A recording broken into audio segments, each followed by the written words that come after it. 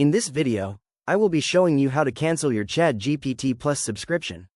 Let's get started. I begin on the main Chatgpt home screen, where the dashboard asks, "How can I help?" Sample. From here, I navigate down to the bottom left corner of the window and click directly on my account profile name, Samply, to pull up the navigation menu. When the menu opens, instead of moving further into this settings submenu, I decide to close it and click directly on the Upgrade Plan option located near the top of the Profile sidebar menu. This action opens the main Upgrade Your Plan page, showcasing the different tiers side by side: Free, Go, Plus, and Pro. Next, I look at the top of my browser window and switch over to a second open tab titled, "How do I cancel my Chatgpt Plus subscription?"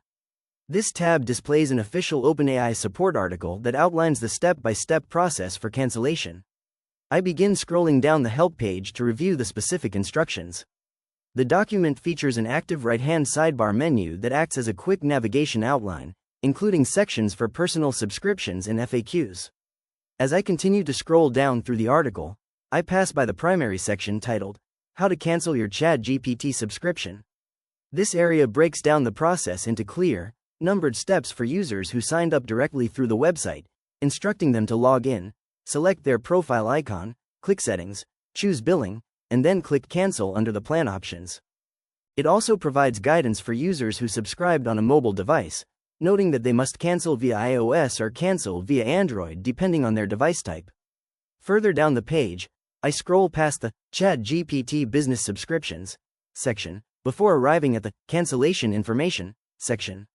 I pause to read the details here, which explain that cancellations become effective the day after the next billing date, allowing users to continue using the services until then.